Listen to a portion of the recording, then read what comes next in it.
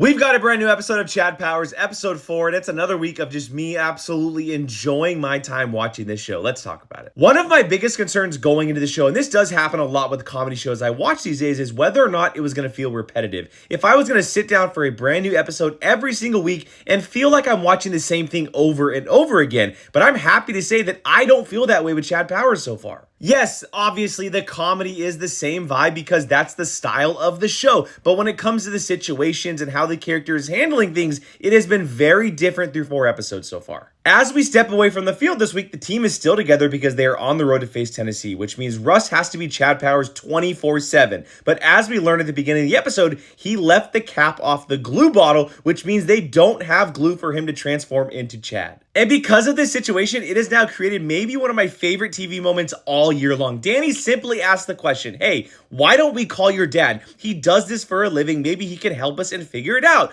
And what does Russ say? He says the iconic Too Fast, Too Furious line. Russ, we should call your dad. Absolutely not. He would know how we can... I said forget about it, cuz. The man go, huh? Drop it, I don't want to talk about it. Drop it, hell. I want to hear about this, homie.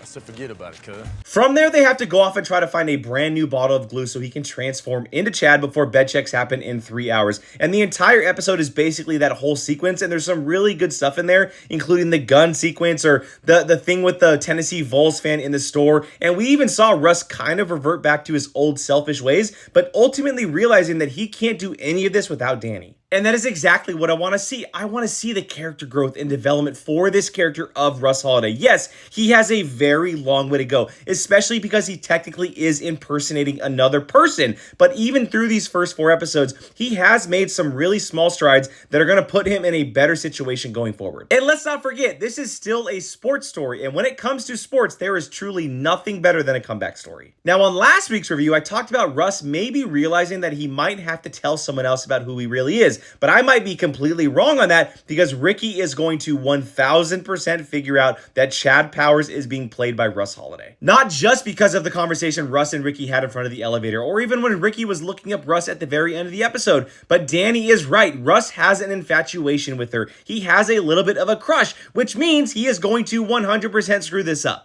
But of course, I want to hear from you guys. What were your thoughts on episode 4, the entire show overall? Who do you think is going to figure out Russ Holiday's secret next? Let me know in the comments below and hit that follow button for more review, ranking, and recommendation videos just like this one.